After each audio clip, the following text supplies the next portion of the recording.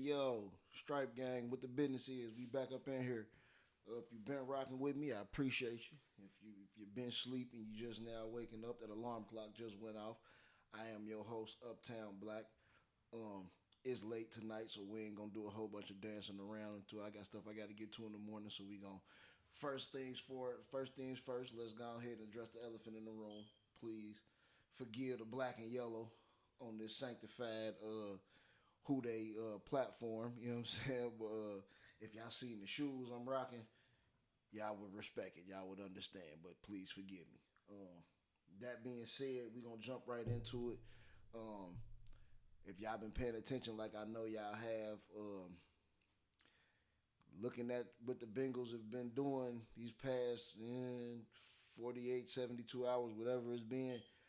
It looked like it might be, after years and years of talk, it looked like it might be a new day for real around these parts. Like the Bengals have been doing things that they don't normally do in free agency, which, from a fan base perspective, we can certainly appreciate it. Um, Taking swings, bro.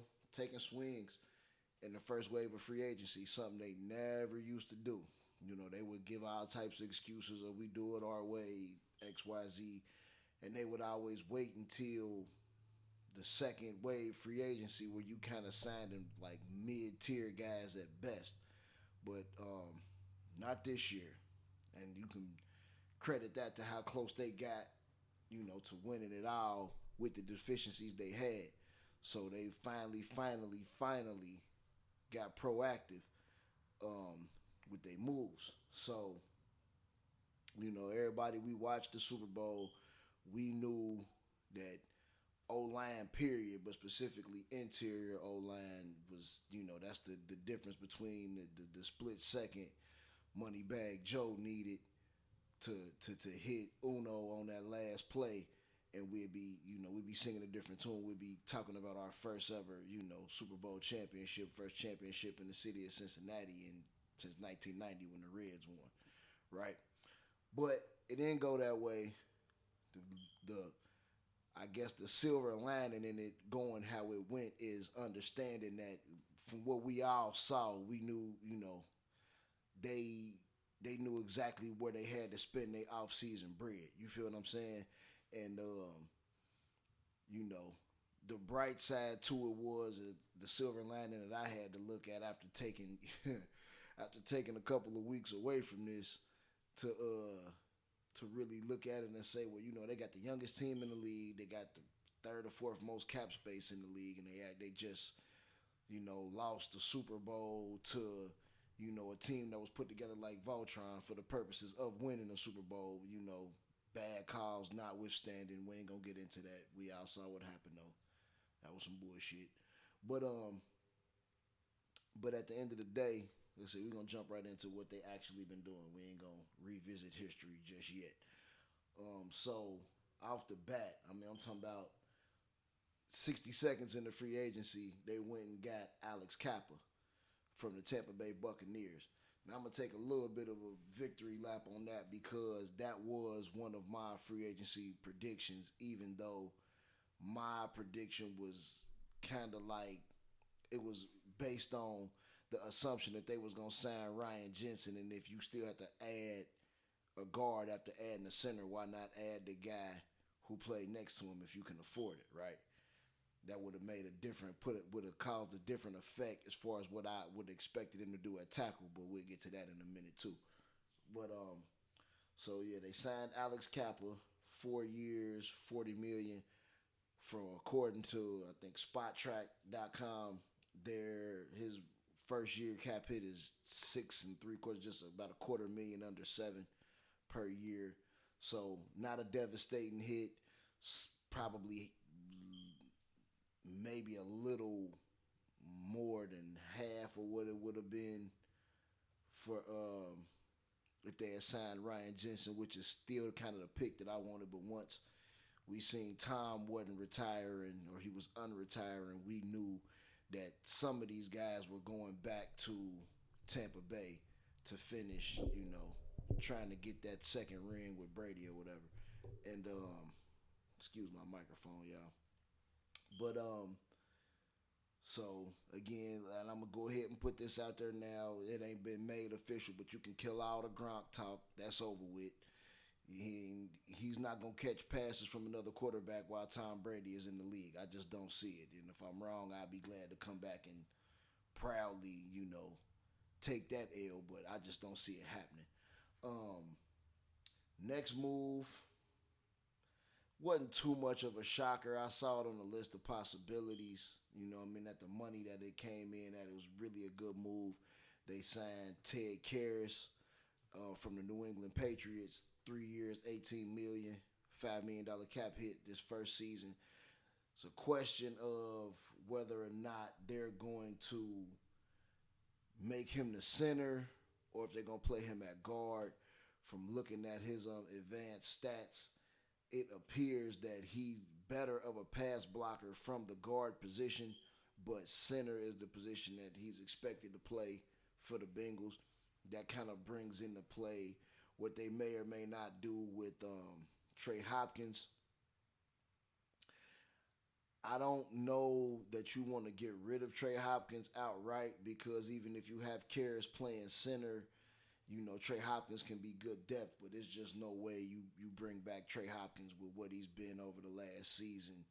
Even though he was coming back from an injury and he got better as the season went on and all that, that's cool. That's a cool story, bro.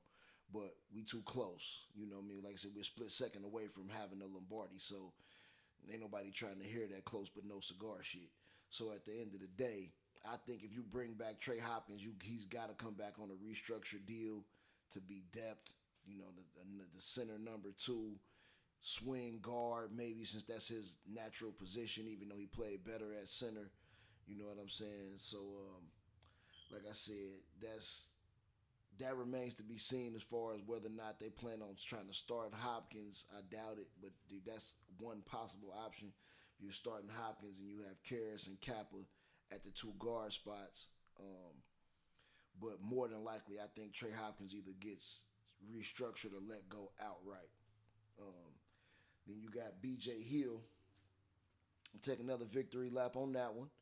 I called that one too. You looking at the play-to-play consistency, there was no way that they were going to pay more for Larry Ogunjobi coming off of a significant injury when B.J. Hill, in terms of from a consistency standpoint, he didn't have as many splash plays.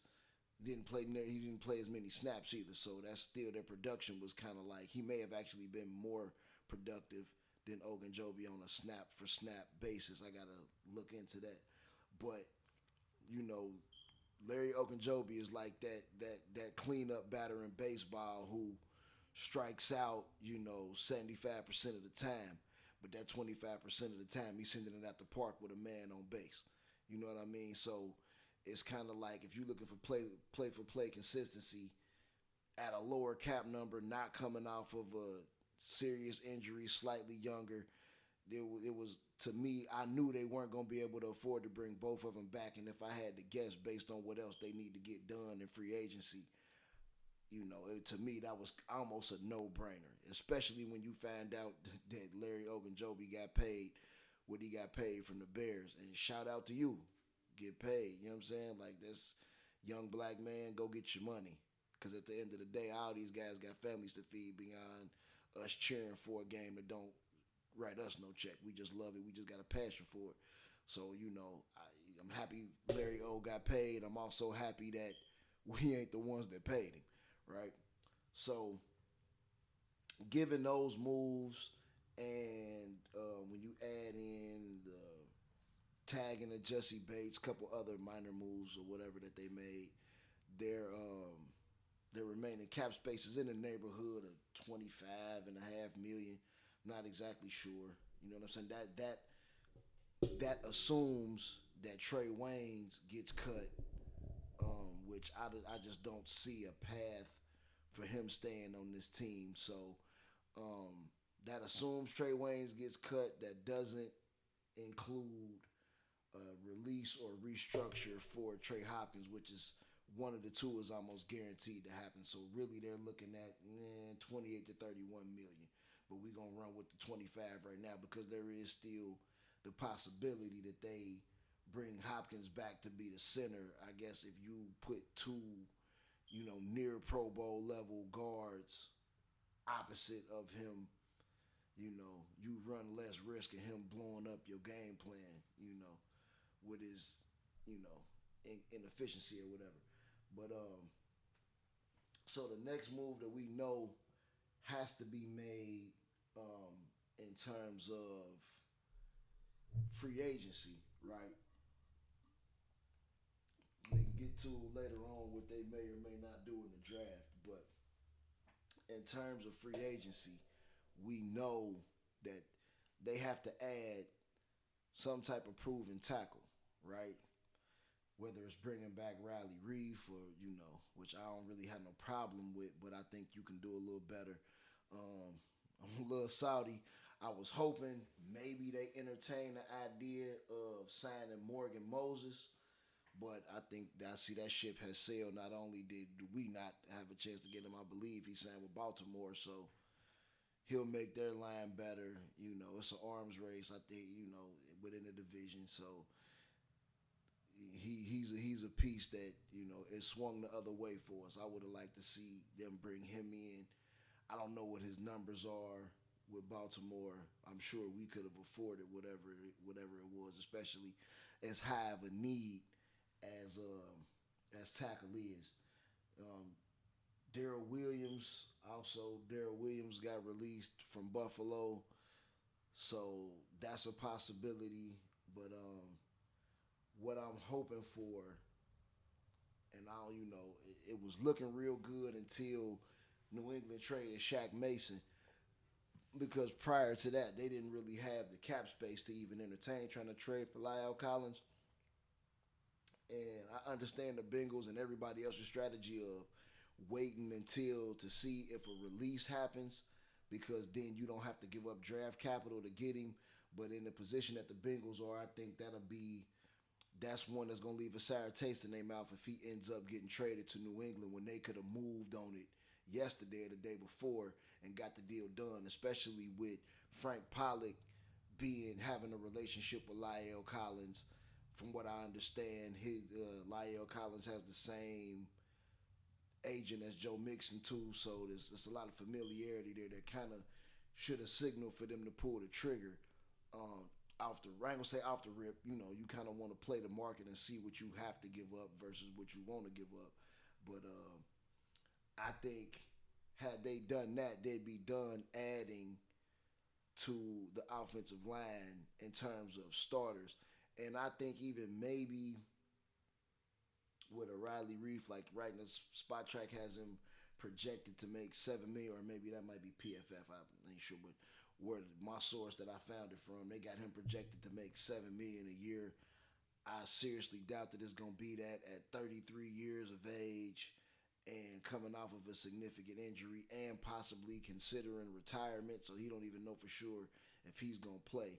I think you more would have been able to get him for probably 3.5 to 4.5 million a year, which that's top end swing tackle money, and maybe you get him and Collins under the circumstances. I don't know, but I think out of that, the most likely scenario is them getting Collins, and if they don't, then I think the Riley Reef thing, if he don't retire, I think obviously if they don't get Collins, it pretty much comes down to Daryl Williams and Riley Reef with the as much as they need to at least hold steady at tackle after fixing the interior O line.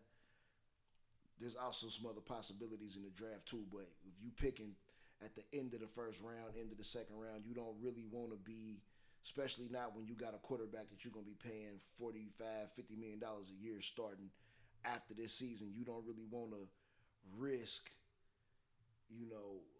trying to put a rookie in front of him or spending draft capital on a rookie tackle and knowing that he ain't going to be ready until year two and them type of things. So I think really that's why they should have went harder with trying to get Collins. But it may still work out. We don't know yet. We'll see. So after tackle, the remaining positions that I think that they would be wise to address in free agency if they can. Like the corner market ain't all that great. I'm gonna keep it real with you. Like from the guys that I seen, like you got a Rasul Douglas who that's just to me is too high risk, too high risk. Even though it's potentially high reward, I would still pass on trying to make a number two corner out of a guy who was on practice squads, halfway through the previous season, especially for what you may have to spend on him because on the back end, he was ball hawking and he was taking people lunch. So you might have to, who you paying? Are you paying second half of the season Rasul Douglas or are you paying practice squad journeyman, like what we doing? So to me, I'm kind of good on that. I don't think realistically somebody like DJ Reed Jr., who out of Seattle, he might be a good option, but I don't see the Bengals spending $8 million on one corner. With everything else that they got to fix, they just don't have the money, especially with Uzama leaving. So the tight end position is gone.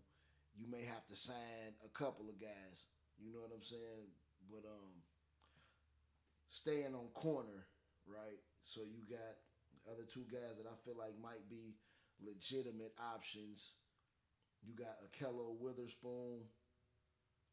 I remember a little bit about watching him play for Pittsburgh against us last year. It may have been the year before that too. I'm not sure. I think he was with Seattle before then. But so tight end. I'm sorry, corner. The only other option I really see at corner is Eli Apple. You know, and as much as I would like for them to push to bring somebody in that's going, unseat Eli Apple at that number two corner spot, I think it ends up honestly, I think it ends up in a situation with go with the devil right? Type of situation where Eli, the last 10 games of the season, including the playoffs, Eli really showed up and showed out. Now, yeah, he got cooked by Cooper Kupp on that last drive. You could almost, lay that at the feet of the defensive coordinators and defensive play callers because, Cooper Kupp, he won the Triple Crown last year as a wide receiver. So you got overconfident in Eli and you wanted to base the defense on letting Eli. And let me say this, because I had this debate with my homeboy all the time, and he don't be wanting to hear this shit. Eli Apple, for whatever you don't like about him, he had the lowest quarterback rating allowed in man coverage. That's a fact, right?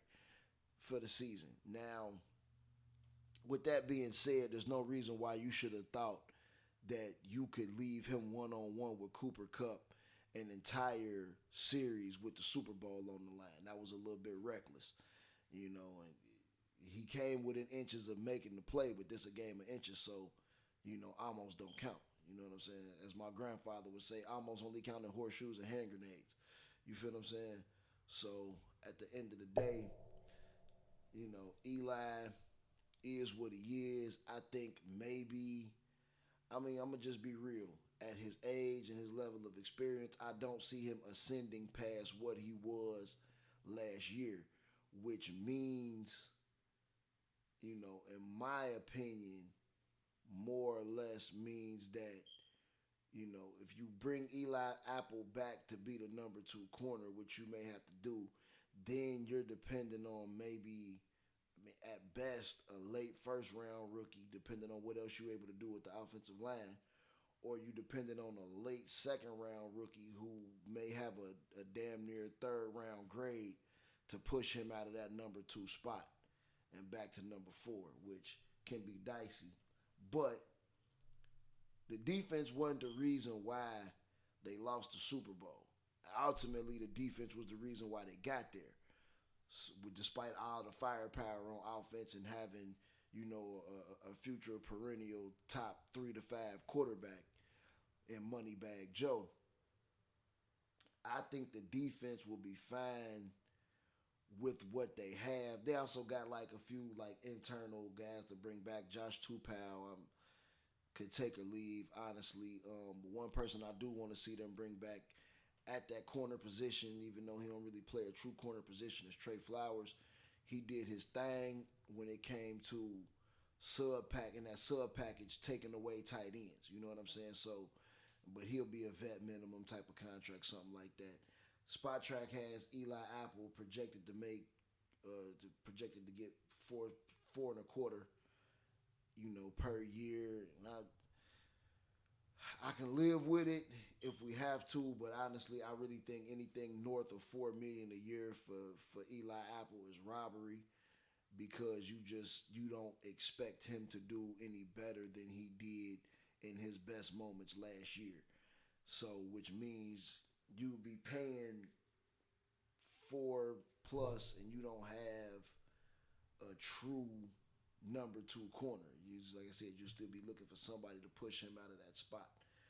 But between the two, though, I think, like I said, man, Akello Witherspoon, he works out in terms of scheme fit and whatnot, but I just don't. I think they're gonna end up going with Eli Apple. At both of them projected to be right around 4 million. They maybe could go after both, but I don't necessarily because if Akello Witherspoon ain't a huge upgrade over Eli Apple, you wouldn't sign both of them for one to push the other when they both really like a third, fourth corner option. So, but we'll see when it comes to that. Moving along, we got tight end. So, man, losing C.J. Uzama was a big blow, man. Like not in terms of production, but in terms in the heart and soul of the team, like them type of things that are immeasurable, invaluable, right? So Saudi to see him go. You know what I'm saying? But again, it's a business. He got to go get paid. He got to go where his opportunity is going to be greater. And at the same time, realistically, the Bengals not going to pay. No team in their position would pay $8+ million a year to a tight end who's, again, no disrespect. I love C.J. Uzama. He's a team guy all day, and that's I rock with that type. But his best season, he didn't eclipse 500 yards. He never eclipsed 500 yards in his career. He had, slightly above average production from the tight end spot. He was somewhat inconsistent in the run game from the tight end spot. And then you add to the equation that you got Uno, you got Higgins, who either one of those guys are a number one receiver on at least half the teams in the league. Chase may very well end up being a top 5 receiver this year coming up if he wasn't this past year. You got Tyler Boyd, who unfortunately this is going to be Boyd last year. Unfortunately, this is going to be Boyd's last year, most likely with the Bengals, because getting almost $11 million as a third receiver when he'll have a higher market value. He'll be more valuable to somebody else around the league. But with all of those guys, you're not gonna pay C.J. Uzama or any tight end for that matter, $8 million or so to come play. Which brings me to my next point. I've been hearing talk about Gerald Everett. And I remember Gerald Everett from being with the Rams back when Zach was still their quarterbacks coach. But, again, you're talking about a $7 to $7.5 million a year salary. I gotta imagine the cap hit's gonna be at least around 5.5, 6. And, it could happen, the familiarity and whatnot, but with them still having Drew basically being forced to hold on to Drew Sample to play the role that he does play, which would be the same as last year, I'm more in tune or more inclined to think that they might actually pull the trigger on O.J. Howard if Brady doesn't lure him to stay or to come back to Tampa. I like OJ Howard because he actually has some big play potential. And CJ, he made some big plays last season, but I think those big plays were more outside of his expectation as a player. You know what I'm saying? And so at the end of the day, I'm thinking they need to sign two tight ends, but I just don't know if the money's there. Cause let's do this real quick. If you look at what they got remaining, they get Collins, that takes that number down to 25. I mean, takes that number down to 15 in that area. Say maybe 17 if his cap hit is 8, 9 million, whatever. You gotta grab one of these corners.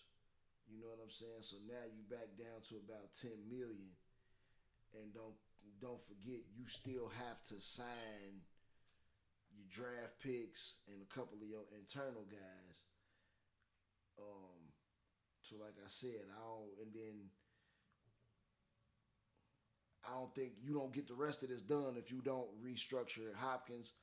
So let's say the money that you save with restructuring Hopkins enables you to sign OJ Howard at a projection of a $4 million cap hit for the season. That to me, I think that's a 50-50 proposition. I think they could go ahead and spend the money with Gerald Everett, but as a fan, I ain't gonna lie, you know, if Gerald Everett's production and run blocking ain't gonna be, significantly better than Uzama's, then it's kind of ugly that you pay the outside guy when you could have gave that money to a guy that helped develop the culture in the locker room. But that ain't in short supply. They got plenty of culture guys and locker room guys, as people like to call them. So it wouldn't be the worst thing in the world, but I would have rather seen Uzo stay. Um, if you're gonna end up spending that money, but I do think it really looks more like OJ Howard to me than Gerald Everett, just based on the money. Now, the last thing I'm gonna say, and this is in terms of positions. Last thing I'm gonna say is that I kind of this is what makes me feel okay with if they have to bring Eli back to play that number two corner spot, right? Just fuck with me on this real quick. All right. So the defense wasn't the reason, the defense was the reason they got to the Super Bowl, right? Timely turnovers, the pressure on the quarterback was definitely lacking, but it did seem that they would be right on time. They would get that pressure right in the moments when they needed them. That said, love Sam Hubbard as a player, as a rotational pass rusher, as a run stopper. But Sam Hubbard, you need another pure pass rusher opposite of Trey Hendrickson for obvious passing situations, possible passing situations. You have to present more of a threat to get to the quarterback than just Trey Hendrickson on the outside, BJ Hill on the inside, right? Especially now because it's more on BJ Hill because you don't have him and Ogunjobi to rotate between the two. So you really gonna need another three tech too that can add some type of pressure. But the thing we knew for sure was that we need that other edge rusher. Now, number one,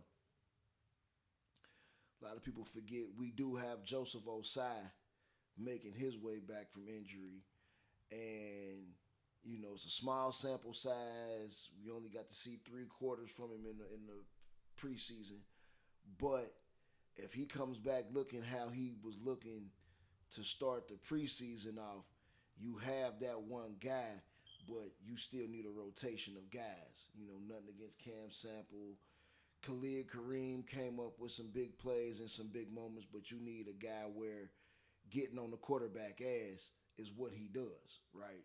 So, based on what I understand about the market right now for edge rushers, like in the mold that we would be looking for, older, past prime, but a guy who you would use, who you might increase his per snap production by putting him in a rotational role.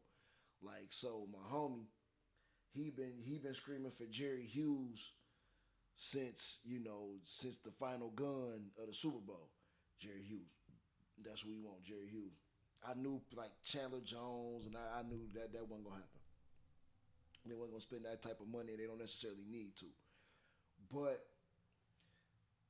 Jerry Hughes, at what he's projected on a 1 year deal, you rotate him in with Joseph Osai, he can get back to the production that he was having. Trey Hendrickson keeps having the type of year that's been consistent with his first year with the Bengals and his last year with the Saints. You got a formidable pass rush if you can get the production you expect out of B.J. Hill, and maybe just a little bit more help on the interior pass rush as well. One issue that the Bengals seem to have solved that plagued them for a lot of years was covering at the second level. Linebackers, safeties covering tight ends and running backs out of the backfield. I mean, you got two budding, I won't necessarily say superstars, but you got two budding stars in Logan Wilson and Jermaine Pratt. And you got a nice, rotational piece as a cover man, if nothing else, in Akeem Davis Gaither, who also will be coming back from injury, right? Like I said earlier, they also found a way to use Trey Flowers in that sub package that Lou Anarumo, cooked up toward the end of the year, where they're taking away tight ends on the back end. Cheeto is playing like a top 10 corner in terms of coverage. Again, I'm gonna say it again. Eli, he get lost in zone, but in man coverage, he was doing his thing. Jesse Bates, if we can get playoff Jesse Bates throughout the regular season, there's no reason why this defense can't finish, especially the way they play the run. There's no reason why this defense can't finish top five if they get what it looked like they was gonna get last year out of Joseph Osai next year, and if they add in that rotational pass rush piece, right? So, like I said, and it could be Jerry Hughes, or it could be another guy, another stud, who hit the scene who just hit the free agent pool today, I believe, when the Bears let go of Akeem Hicks, right? Akeem Hicks, about the same age as Jerry Hughes. I think Hughes will be 34, turns 34 during the season, and I think Hicks turns 33 or 32. Whatever. Not a huge difference. According to Spot Track, there's Akeem Hicks has a lower projected salary um, than Jerry Hughes, but at the end of the day, the money's not that different. I think you get either one of these guys to play a rotational role, and you can even, go back to what I think we should have did last year was either get Justin Houston or Melvin Ingram. Though I think I like Hicks or Hughes better than either one of those at this point of everybody's career. But right now, the Bengals, they one move away. They one move away from having rebuilt that offensive line. And if you look at where we got last year with, literally, I don't know if you want to call it, Frank Pollock, or if you want to credit it to Zach Taylor and the scheme, Brian Callahan, however you want to break it down, they most certainly took chicken shit and made chicken salad with it. And that's no disrespect to none of the guys that was on the line, personally last year, but it is what it is. I looked at these PFF grades compared to PFF grades from Adeniji, Hopkins, Jackson Carman to Ted Karras and Alex Kappa, who they've signed in the last couple of days. I mean, you talking PFF scores of 40, low 40s, comparing that to high 60s, low 70s. So the interior would appear to be fixed. Even, dare I say it, even if you keep Trey Hopkins, it can't get much worse than it was last year. So you give Joe Burrow the ability to step into these throws, push the ball downfield a little bit more consistency, knowing that you got Chase who's uncoverable. And I just wanted to, he's uncoverable, bro. On that last play, if it wasn't for the O line, we had the ring because Jalen Ramsey was face first on the turf, and his draws was about 15 yards back because Jamar Chase is uncoverable. Give him a chance, right?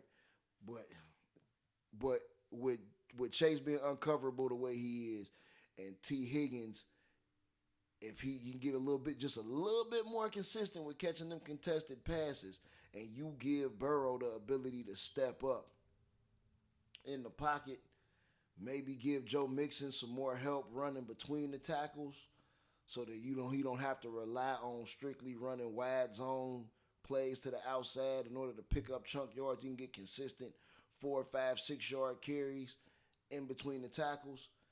You're gonna see a whole different offense. It's gonna be a whole different offense, but we still got to do something at tackle, right? I don't think next year, I went through the list. I ain't gonna run it down, but I looked at the list. Basically, we faced murderers row this year against, in terms of the pass rushers that we had to face. Now, I ain't going, not excusing the poor play of the O line. They just, quite frankly, didn't have the talent, especially once Riley Reef went down. It was like, you can't get blood from a stone. You feel what I'm saying? But they don't won't face the same level of pass rush that they did last year, and they'll be in a better position to protect Joe Burrow. It's too early for us to get into predictions as far as what I think that means for the season and whatnot. But I am going to say, with what they've added already, even if the move at tackle is just bringing back Riley Reef, I think you still got to find some way to add depth. There's the guy Cornelius Lucas. I've been kind of checking out from the Redskins. Good depth piece. He's like one of the better swing tackles in the league, which you probably can get him. I believe you can probably get him and Reef in here for $7 million a year combined. And what they've done on the interior line, I think they're more or less set. It's just a question of whether or not they want to play Karras at center or guard.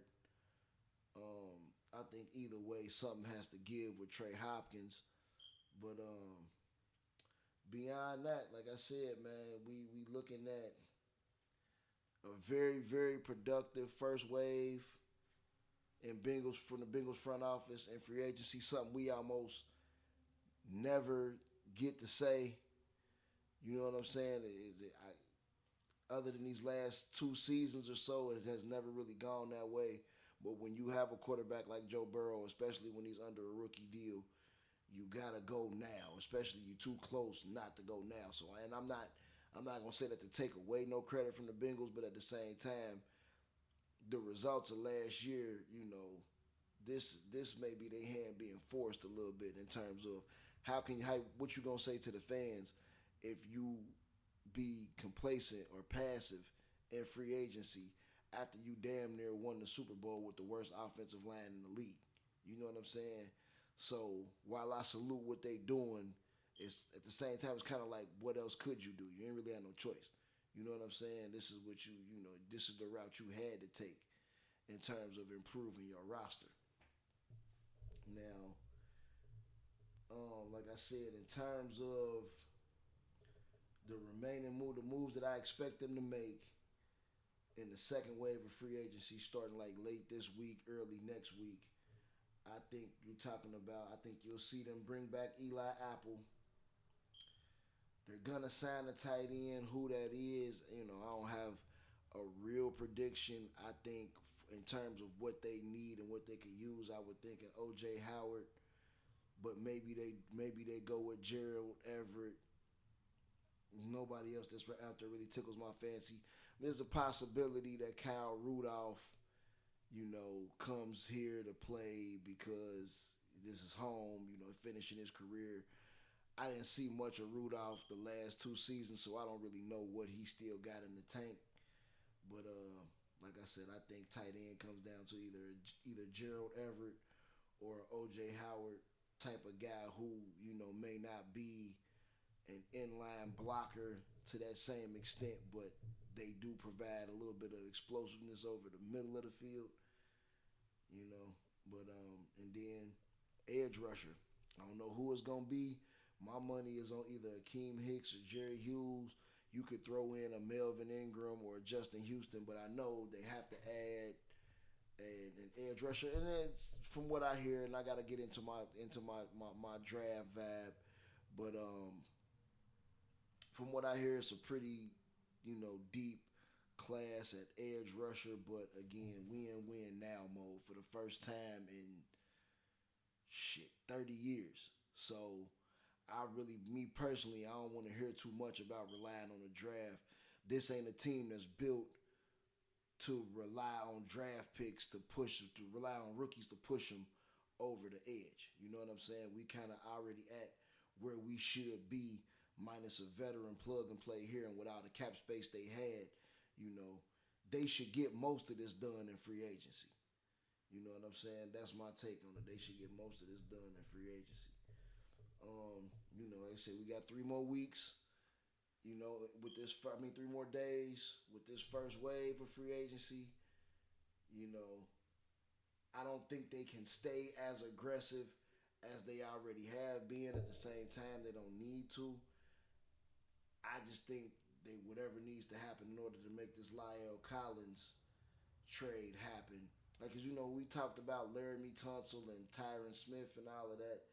But I don't think Dallas is going to trade Tyron Smith after trading Lyle Collins. Tyron Smith's, contract ain't that prohibitive because it's stretched out over 8 years. And he's probably, as a starting left tackle, he's looking at like $12, $13 million cap hit a year, which is nothing for a true starter, a true blindside protector. So I think, like I said, I believe it's them doing what they got to do to bring in Collins, or it's Riley Reef being brought back, which I'm fine with. Joe Burrow, Joe Mixon, the rest of the offense, they proved that you don't need a top tier offensive line in order for them to be productive, but you need at least a mid tier offensive line for them to be consistent. Like, we relied damn near exclusively on explosive plays last year. We had sustained drives, don't get me wrong, but a lot of our big moments in games happened because of explosive plays. Reasons where we were never out of games is because we always had that explosive play potential. But sooner or later, the rest of the league catches on to that. You can't outsmart or out athlete the best teams in the league for seasons on end. You got to put together something that's going to be consistently productive. But like I said, they don't have to have the best offensive line in the league in order to do what they need to do. They just needed to get competent, because them guys that they played last year, like, just again, no disrespect to them guys, but I'm not sure Akeem Adeniji is an NFL O lineman. Hell, they spent the second round draft pick on Carmen, and I ain't sure Carmen is an NFL caliber offensive lineman. If you look at Zach Taylor, for the improvements that he made and what he didn't accomplish, his second round draft pick swag ain't shit. You know what I'm saying? T. Higgins was a given. His first year in the second round, he drafted Drew Sample. Like, I don't know how familiar y'all are with the history of this team, but Marvin Lewis, aside from the late rounds, the second round was Marvin Lewis' money round. It's been the opposite. He couldn't pick in the first round. It's been the opposite for Zach Taylor. And I think Jackson Carman might be another symptom of that. So, and Trey Hopkins, I don't want to be ride too hard on dude because for what his expectation was coming into the league as an undrafted guard, he got moved out of his natural position and actually excelled. But what he was last year, you just can't have. You know what I'm saying? Not as a starter, maybe as a guy who, a backup, a spot starter here and there. You know what I'm saying? Like I said, a guard, center type of depth piece. Not at $7 million a year, but basically, yeah, man. Like so far, they're getting it done. They're with the the amount of importance that was placed on um, offensive line for this offseason. I think you know you have to have you had to improve three spots, right? So far, they got two out of three. Now, I would like to see them improve above Riley Reef. Realistically, I don't know if they can or would spend to do so, other than getting Lyle Collins. We'll see how that goes. But Isaiah Prince is not an NFL O lineman. He's just not. You know what I'm saying? So you get above average NFL O lineman, and they blocking for Joe Burrow, and they got Higgins and Chase on the outside. They got Boyd in the slot. Again, they need that tight end to kind of help regulate the middle of the field with Boyd. You know, and if you got the O lineman to make this run game credible again and make the play action credible for the first time, like you see how it worked um, in the first play of the second half of the Super Bowl. Whole defense bit. Even Ramsey, now he got back in position. Higgins might have got away with one, but they got away with plenty again. We ain't gonna go into that. But the bottom line is the play worked because at that point they're just not expecting the Bengals to run. You know what I'm saying? But I'm sorry. At that point, they're not expecting the Bengals to pass because Joe Mixon had been eaten well enough to where even a halfback pass with Joe Mixon worked in the first half. But you got to have that consistently, right? And it can't be based on the fact that you letting the other team's defensive linemen run up the field so you can run around them. You need to be able to run the ball into the teeth of the defense. And if you get that, and you make yourself be able to force the defense to keep the defense honest, I think we very well may be looking at top 10 on both sides of the ball. You know what I'm saying? And that ain't even like the fanhood talking. That's looking at football as what it is.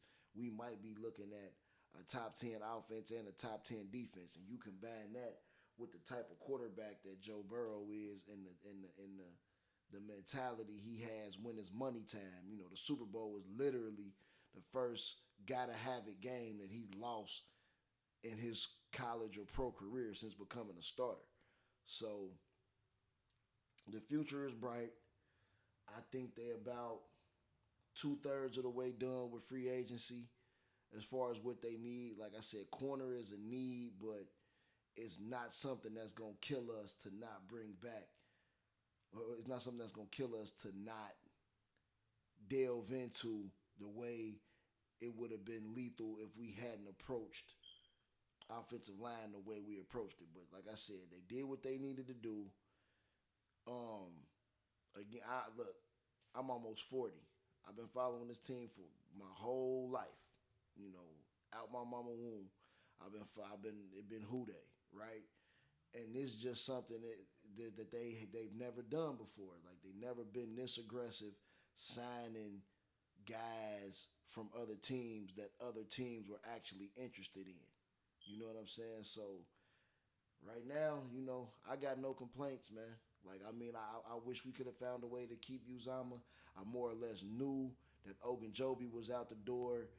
Um, the Ryan Jensen thing, I wasn't totally sold that it was gonna happen before Tom Brady came back. You know what I'm saying? Just because of what he could have got on the open market. I think the Bucks giving him 13, but that's on a discount. So For us, it would have probably been 15, 16, and I don't know if the Bengals would have paid that with what else was out there. You know what I'm saying?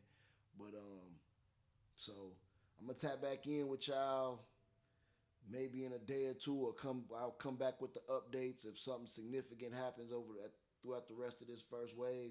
But we'll definitely be back to dive into this second wave and see if I know what I'm talking about or if I'm just running my mouth. And after that, it's draft time. This is what we do. So we're gonna start looking at the draft. All the draft possibilities as we go over the second wave of free agency. We're gonna talk about who on the Bengals, internal free agents that they should or shouldn't bring back, and we're gonna get to it. But like I said, right now, no complaints. Like it's who they all day, every day. Anyway, Stripe gang, we out of here.